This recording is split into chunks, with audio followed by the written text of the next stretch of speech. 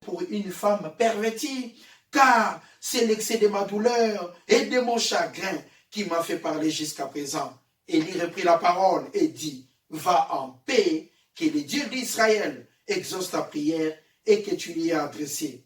Élie dit, que ta servante trouve grâce à tes yeux.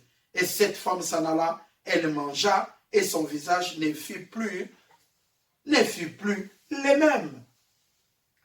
Nous voyons cette détermination. La détermination d'Anne pour avoir un enfant.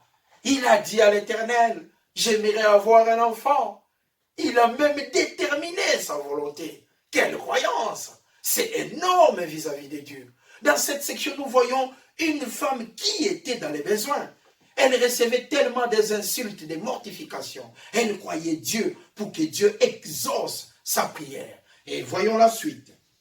Ils se levèrent le bon matin. Ils se levèrent le bon matin. Et après s'être prosternés devant l'Éternel, ils se retournèrent et revinrent dans leur maison à Rama. Elkana connut Anne, sa femme, et l'Éternel se souvint d'elle, de son besoin, de sa prière. Dans le cours de l'année, Anne devint enceinte et elle enfanta un fils qu'elle nomma Samuel. Que signifie Samuel? Car dit-elle, je l'ai demandé à l'Éternel. Je l'ai demandé à l'Éternel. Voyons la reconnaissance de cette femme envers Dieu. Regardez, elle a dit tout simplement merci à l'Éternel. Elle a dit merci à l'Éternel. Nous devons être reconnaissants à Dieu. Nous nous levons, nous avons nos familles, nous sommes toujours dans les besoins. Nous croyons à chaque instant. La croyance ne s'arrêtera jamais dans nos vies. C'est un cycle continu. Nous croyons continuellement. C'est le grand principe de la vie. Et c'est le grand principe aussi de la parole de Dieu. Ça ne va jamais s'arrêter. Mais nous devons être reconnaissants en Dieu quand nous recevons quoi que ce soit de lui dans nos vies. Regardez le souffle de vie.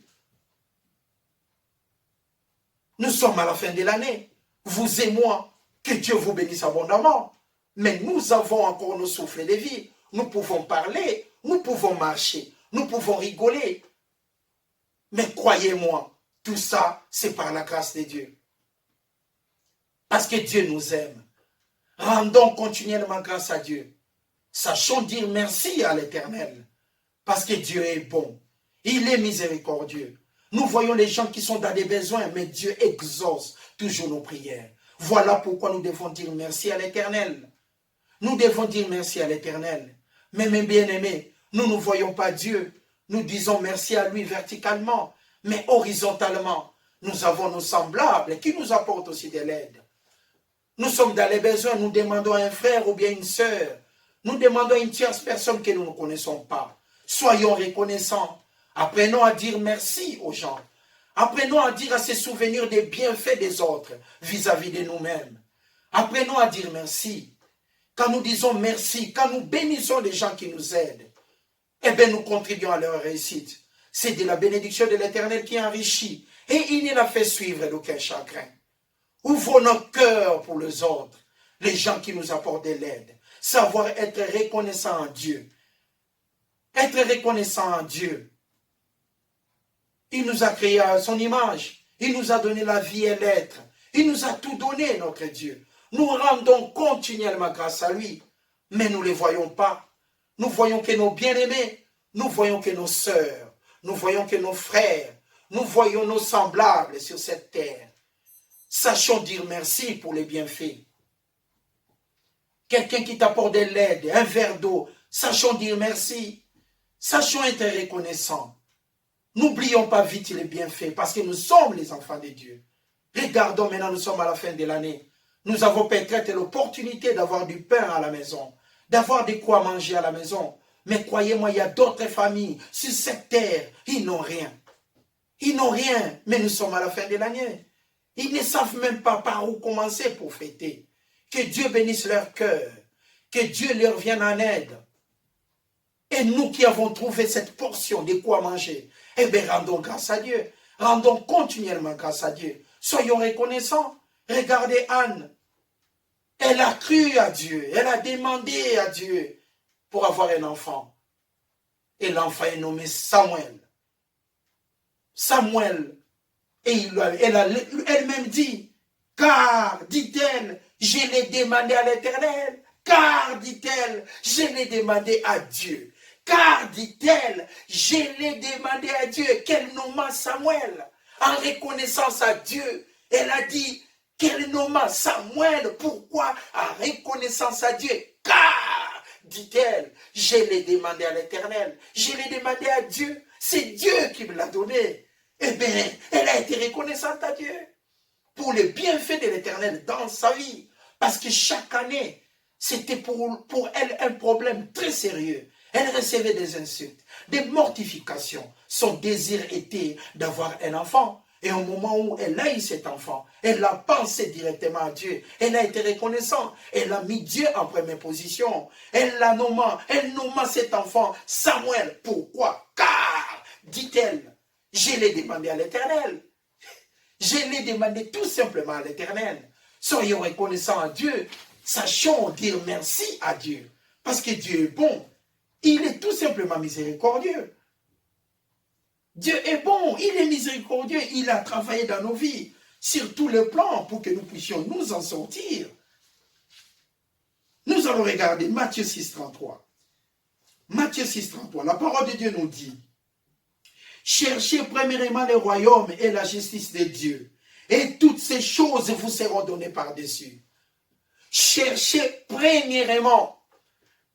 La parole de Dieu nous dit: cherchez premièrement le royaume et la justice de Dieu, et toutes ces choses, le vêtement, et toutes ces choses, le travail, et toutes ces choses, les habits, et toutes ces choses, tout ce que vous voulez, vous seront donnés par-dessus. Mais la première des choses à faire, être reconnaissant à Dieu, mettre Dieu en première position dans nos vies. Quand nous nous levons le matin, rendre grâce à l'Éternel. Nous sommes à la fin de l'année, nous devons rendre continuellement grâce à Dieu pour tout ce qu'il a accompli. La bonté de notre Dieu vis-à-vis de nous, sa miséricorde, sa grâce infinie. Nous sommes en bonne santé. C'est de sa volonté que nous soyons en bonne santé. Nous prospérons à tous égards. C'est de sa volonté que nous prospérons à tous égards. Soyons reconnaissants à l'Éternel. Mettez sa parole en première position. Christ en nous, l'espérance de la gloire. Christ en nous, c'est l'espérance de la gloire. Nous croyons dans cette parole parce qu'elle est certaine. Cette parole, c'est la vérité. Nous devons aller de l'avant, tout en étant reconnaissants envers Dieu, reconnaissants envers nos prochains, reconnaissants envers nos semblables. Savoir dire merci, tout simplement merci. Savoir dire merci. La bonté de l'Éternel. Vous avez un voisin qui vous a apporté de l'aide. Dites merci, tout simplement. Être reconnaissant, c'est très important dans la vie de tout et chacun. Nous croyons à la puissance de l'Éternel, nous croyons à la puissance de Dieu, nous croyons à la prospérité, nous croyons à la réussite. Mais Dieu l'a rendu disponible dans sa parole. C'est pour nous. Mais nous devons être reconnaissants. La croyance est continuelle. La croyance est le titre de propriété. La croyance est une démonstration. La croyance est une conviction. Nous croyons pour la réussite. Croyez-moi, mesdames et messieurs, ça sera disponible. Mais nous devons aussi être reconnaissants à Dieu. Savoir dire merci. Dire merci à celui qui vous a apporté de l'aide. Dire merci à sa femme. Dire merci à son mari. Dire merci à ses enfants. Dire merci à l'Éternel, notre Dieu, qui est toujours là pour nous aider. Proverbe chapitre 3, le verset 6. Reconnais-les. La parole de Dieu nous dit, reconnais-les dans toutes tes voies et il aplanira tes sentiers. Nous devons juste reconnaître Dieu, mettre la parole de Dieu en première position, selon Matthieu 6, 33. Reconnais l'Éternel dans toutes tes voies et Dieu aplanira tes sentiers. La parole de Dieu, il n'y a aucune erreur. La parole de Dieu, il n'y a aucune erreur. Ce que Dieu a dit, il va l'accomplir. Et il l'accomplira dans nos vies, sur tous les plans. Il n'y a jamais d'erreur dans la parole de Dieu. Et personne ne sera dessus. Parce que Dieu est bon. Sa parole est une vérité certaine. Et Dieu nous dit de les reconnaître dans toutes nos voies. Et il aplanira nos sentiers. Il aplanira nos projets. Fais de l'Éternel tes délices et il te donnera ce que ton cœur désire. J'ai été jeune, j'ai vieilli. Je n'ai jamais vu le juste abandonné, ni sa postérité mendiant son pain. David l'a dit. Croyez-moi, David l'a dit. Et David, c'était l'homme selon le cœur de Dieu. Il a été tout simplement reconnaissant à Dieu. Anne a dit, je l'ai reçu de l'Éternel. Elle a été reconnaissante envers Dieu. Et Dieu nous dit dans sa parole, mettons sa parole en première position. Mettez la parole de Dieu à la priorité une. La parole de Dieu doit être la priorité une dans la vie de tout et chacun. Soyons reconnaissants envers lui. Voilà, nous sommes à la fin de l'année. Nous ne cesserons de rendre grâce à Dieu pour tous ses bienfaits. Nous sommes en bonne santé. Nous rendons grâce à Dieu. Et ceux qui sont dans les hôpitaux, que la volonté de Dieu puisse s'accomplir dans leur vie. Que la guérison leur soit disponible. Parce que Dieu est bon. Dieu est bon et tout simplement bon. Nous ne cesserons de rendre grâce à lui. Regardons ce que Dieu a fait pour nous en Éphésiens. En Éphésiens chapitre 1, verset 16 au verset 23. Je ne cesse, ça c'est ce que Paul disait, je ne cesse de rendre grâce pour vous. Je ne cesse de remercier l'Éternel pour vous, faisant mention de vous dans mes prières. Il n'a jamais arrêté, Paul, de prier pour les autres. Nous devons intercéder aussi pour les autres. Prier pour nos semblables, nos prochains, nos collègues au travail, nos patrons, tous ceux qui sont là, qui croient à l'Éternel, les enfants de Dieu. Nous devons prier pour nos prochains, nos semblables. Regardez l'apôtre Paul. Il a dit, je ne cesse de rendre grâce pour vous, faisant mention de vous dans mes prières. Enfin, dans le but que le Dieu de notre Seigneur Jésus-Christ, le Père de gloire, vous donne un esprit de sagesse, de révélation dans sa connaissance, et qu'il illumine les yeux de votre cœur, de votre intelligence, la partie la plus profonde de l'homme, pour que vous sachiez, pour que vous compreniez quelle est l'espérance qui s'attache à son appel, attaquer des croyants.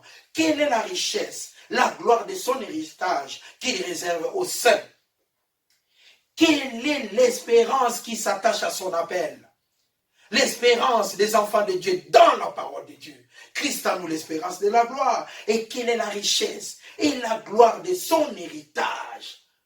Nous sommes des héritiers dans la parole de Dieu. Nous avons tout parce que Dieu est bon. Soyons reconnaissants. Regardez la grandeur de la parole que Paul disait. Je ne cesse de rendre grâce à Dieu afin que vous compreniez. Vous comprenez qu'il illumine les yeux de votre cœur pour que vous sachiez quelle est l'espérance qui s'attache à son appel et quelle est la richesse de la gloire de son héritage qu'il a réservé à qui? Aux saints.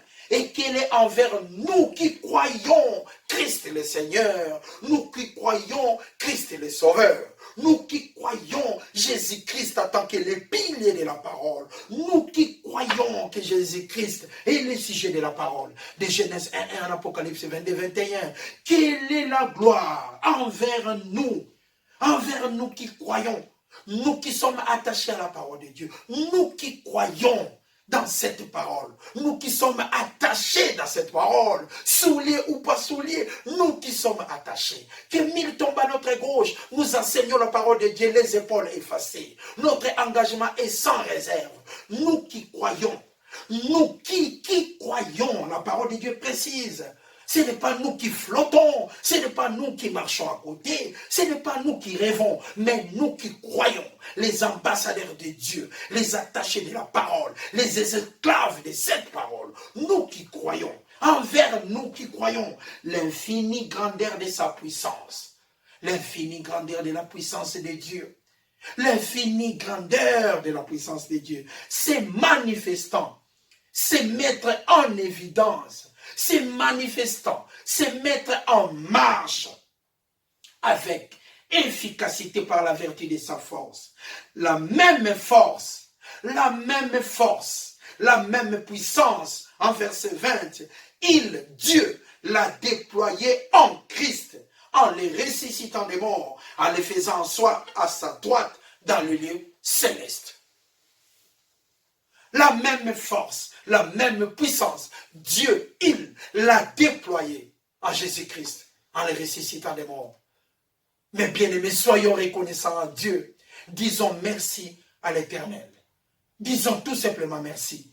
Apprenons à dire merci et à être reconnaissants vis-à-vis de Dieu verticalement et vis-à-vis de nos prochains horizontalement.